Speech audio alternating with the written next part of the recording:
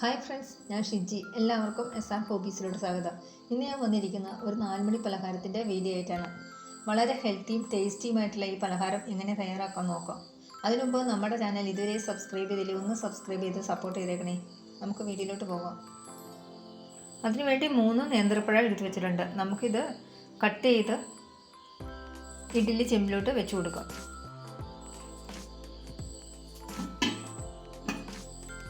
നന്നായിട്ട് പഴുത്ത നേന്ത്രപ്പഴമായാലും കുഴപ്പമൊന്നുമില്ല. നന്നായിട്ടൊന്ന് വേവിച്ചെടുത്തുകൊണ്ട് വരാം. നമുക്ക്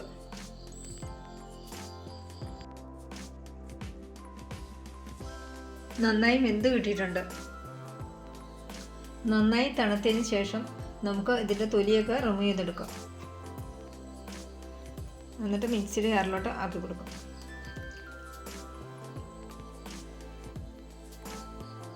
ഞാൻ 3/4 കപ്പ് ശർക്കര ചീകി എടുത്തുകൊണ്ട് വന്നിട്ടുണ്ട്. ഇത് ഈ പഴത്തിലോട്ട് ചേർത്ത് നമുക്ക് നടിച്ചെടുക്കാം. ശർക്കര ഞാൻ പഴത്തിലോട്ട് ചേർത്ത് കൊടുത്തിട്ടുണ്ട്. ഇനി നമുക്ക് ഏലക്കയുടെ കുരു ചേർത്ത് കൊടുക്കാം. 3 ഏലക്കയുടെ കുരു. മധുരം ഒന്ന് ബാലൻസ് ചെയ്യാൻ വേണ്ടി കുറച്ച് ഉപ്പ് നമുക്ക് ചേർത്ത് കൊടുക്കാം.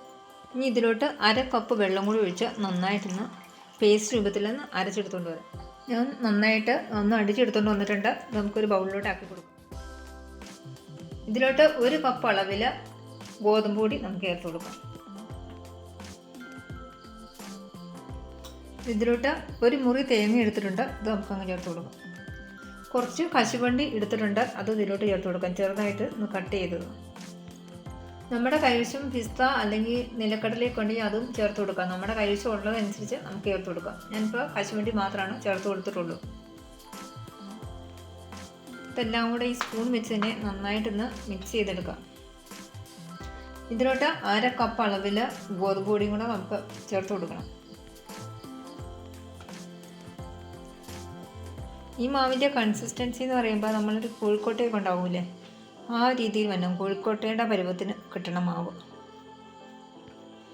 കൈ വെച്ച് നന്നായിട്ടൊന്ന് കുഴച്ച് നമ്മൾ ഉരുട്ടിയെടുക്കാവുന്ന രീതിയിലോട്ട് ആയി വരണം.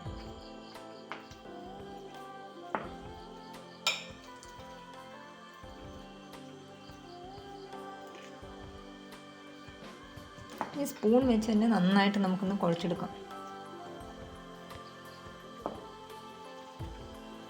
ഞാൻ നന്നായിട്ട് തന്നെ കുഴച്ചെടുത്തിട്ടുണ്ട്. ഞാനൊരു അപ്പച്ചമ്പ് എടുത്ത് വെച്ചിട്ടുണ്ട്. ഇതിലോട്ട് ഒരു വാഴയില വെച്ച് കൊടുത്തിട്ടുണ്ട്. വാഴയിലോട്ട് വെച്ച് കൊടുക്കാം. മൊത്തത്തിൽ ഞാനൊരു ഇഡ്ഡലി പാത്രത്തിലോട്ട് വെച്ച് കൊടുത്തിട്ടുണ്ട്. ഇനി നമുക്കൊന്ന് സ്റ്റീം ചെയ്തെടുക്കാം. ഒരു 15 മിനിറ്റിന് ശേഷം നോക്കാം.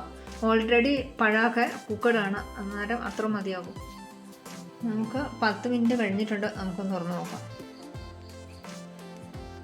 നന്നായി വെന്ത് കിട്ടിയിട്ടുണ്ട്. ഇപ്പം വളരെ ഹെൽത്തിയും ടേസ്റ്റിയുമായിട്ടുള്ള പലഹാരം തന്നെയാണ് നമ്മളിവിടെ തയ്യാറാക്കിയിരിക്കുന്നത്. നിങ്ങൾക്ക് വേണമെങ്കിൽ ഇത് ഇഡ്ഡലി തട്ടിൻ്റെ ഓരോ കുഴിയിലോട്ട് നമുക്ക് ഇതേപോലെ തന്നെ എണ്ണയൊക്കെ സ്പ്രെഡ് ചെയ്തതിന് ശേഷം നമുക്കിത് ഓരോന്നും വെച്ച് കൊടുക്കാം. അങ്ങനെയും ചെയ്യാം. ഞാനിപ്പോൾ എളുപ്പത്തിന് ഒന്നിച്ച് വാഴയിലയിൽ അങ്ങ് വെച്ച് കൊടുത്തുന്നുള്ളൂ. നമ്മുടെ സൂപ്പർ ടേസ്റ്റി ആയിട്ടുള്ള ആവിൽ റെഡിയാക്കിയ പലഹാരം ഇവിടെ റെഡി ആയിട്ടുണ്ട്. ഇത് വളരെ ഈസി ആയിട്ട് തയ്യാറാക്കാൻ പറ്റും. ഗോതമ്പ് പൊടിയും നേന്ത്രപ്പഴവും വീട്ടിലുള്ളപ്പോൾ എല്ലാവരും തയ്യാറാക്കാത്തവരൊന്ന് തയ്യാറാക്കി നോക്കണം. എൻ്റെ വീഡിയോ ഇത്രേ ഉള്ളൂ. വീഡിയോ നിങ്ങൾക്ക് ഇഷ്ടപ്പെട്ടെന്ന് ഞാൻ വിചാരിക്കുന്നു. ഇഷ്ടപ്പെട്ട നമ്മുടെ ചാനലൊന്ന് സബ്സ്ക്രൈബ് ചെയ്ത് അടുത്ത് കാണുന്ന ബെൽ ബട്ടൺ ഒന്ന് എനേബിൾ ചെയ്യാൻ നിങ്ങളാരും മറക്കരുത്. അതുകൂടാതെ നിങ്ങളുടെ വിലയേറിയ അഭിപ്രായങ്ങളും നിർദ്ദേശങ്ങളും കമൻറ്റായി രേഖപ്പെടുത്താനും മറക്കരുത്. അടുത്ത നല്ലൊരു വീഡിയോ ആയിട്ട് നമുക്ക് വീണ്ടും കാണാം. Thanks for watching.